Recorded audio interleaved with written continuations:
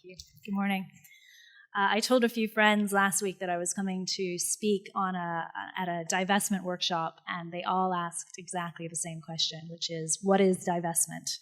And I think for those people outside this room, that's a fairly standard question to ask. It's not something that the general public really knows much about, which is what makes its success so surprising. I mean, Mashable yesterday just announced that the divestment movement already has influenced $3.4 trillion worth of investment funds from various organizations and endowments to divest away from fossil fuels. So that is a massive impact in a very short space of time. And they're now saying that the fossil fuel divestment movement is the fastest divestment movement in history.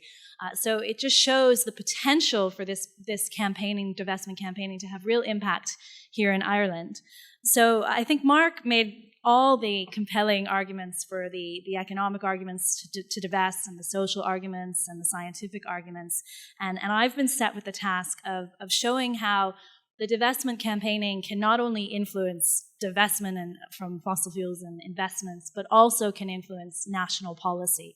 And the way it does that is simply by getting the public conversation going around these issues of becoming fossil fuel free. So we now have 3 tools to help us with divestment campaigning, 3 policy tools. And those are the Paris Agreement first, which essentially puts fossil fuels on the wrong side of history. And that's a tool for us to use to influence change here in Ireland.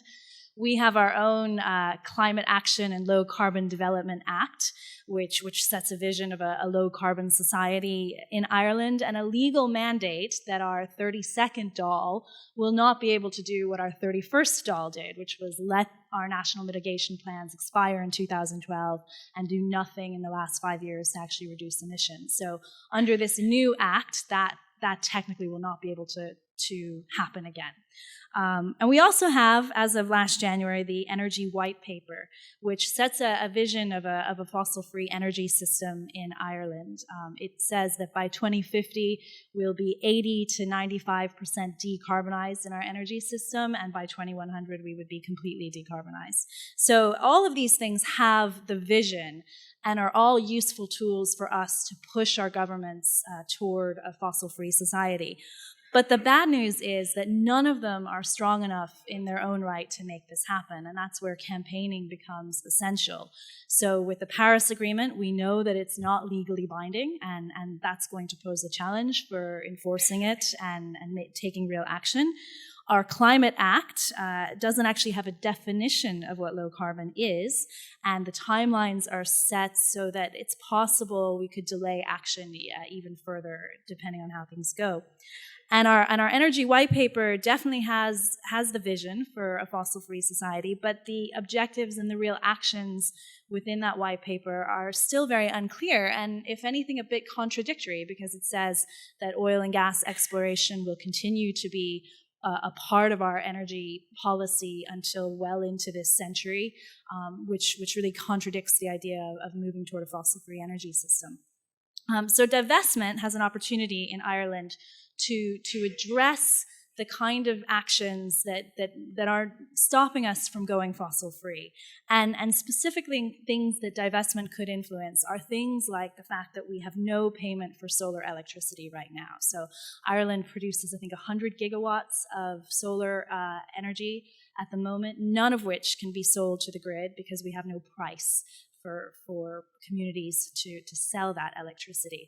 In comparison, the UK produces 500 gigawatts of solar electricity right now, and Germany produces about 37,000 megawatts of solar electricity, which is equivalent to 7% of their energy supply.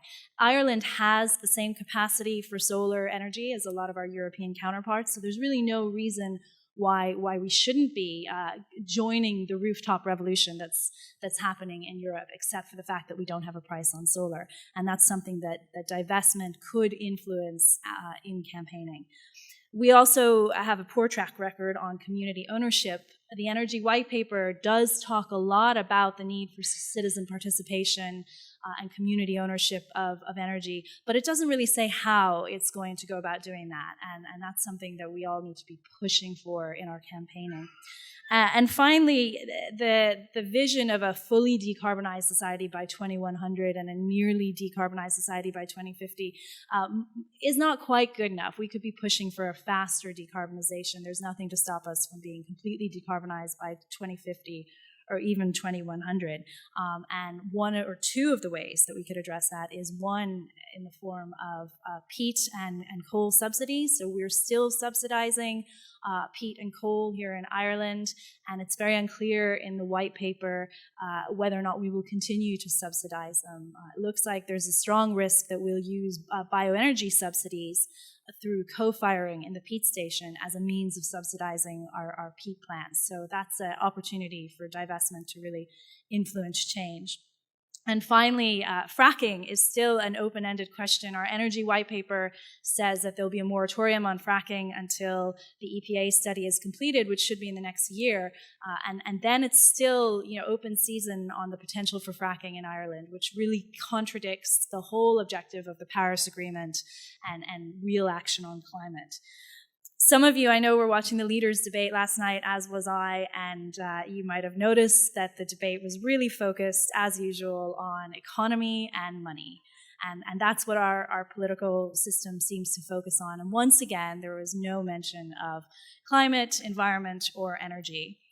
And I think the power of divestment campaigning is the fact that it bridges the gap between both of those issues. So we know our politicians love to talk about economy, and we like to talk about energy and climate. And divestment campaigning is the only campaigning that seems to bring both of those together. So it's a real opportunity to influence change and influence policy. Thanks.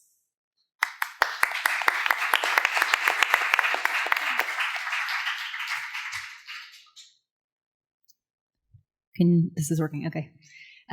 Thanks very much for that, Cara. That was a really useful overview of what the tools, as you said, the tools we have here in Ireland and the content of the Energy White Paper. I thought it was interesting the point you made about the subsidies, and that it's not clear within the policy that the government plans to phase out subsidies. This is a real justice issue and lends itself in terms of looking for systemic changes that we can push for through divestment campaigning. Fossil fuel subsidies globally, it's probably quite well known, are subsidised to the more than 100 million or billion, 170 billion a year in 2014, which equates to about the equivalent of an incentive of about $115 per tonne of CO2 committed.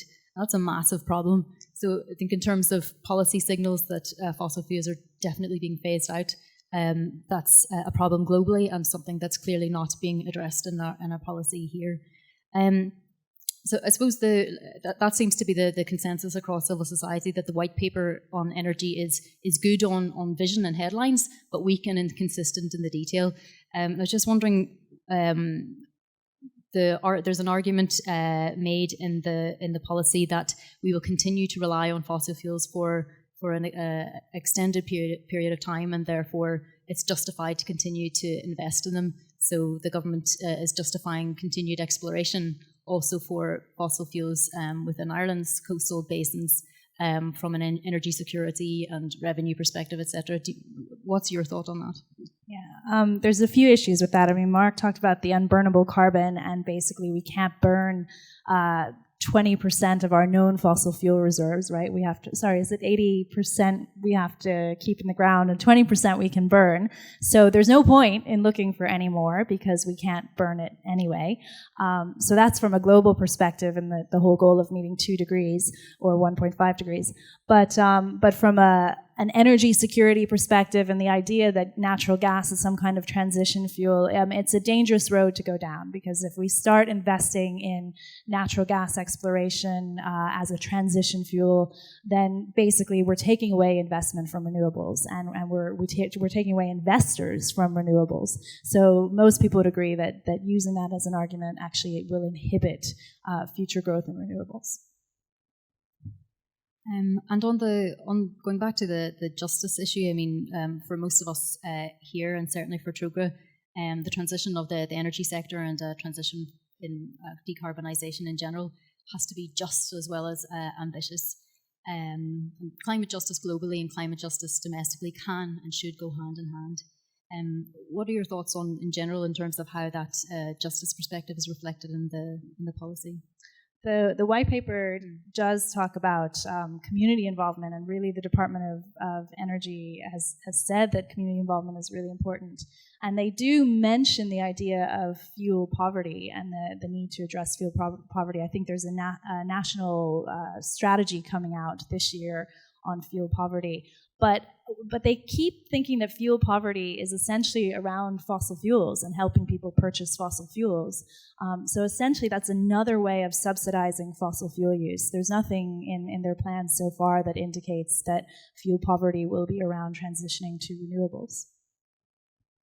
And I suppose the final question, I think, stepping back maybe from the energy, particular energy policy, and looking at the ambition level, policy perspective and emissions trajectory in Ireland.